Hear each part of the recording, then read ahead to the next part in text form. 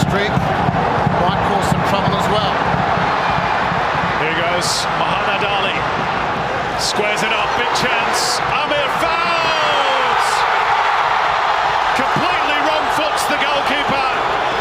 And within 5 minutes of the restart, Iraq have a 2-goal lead, but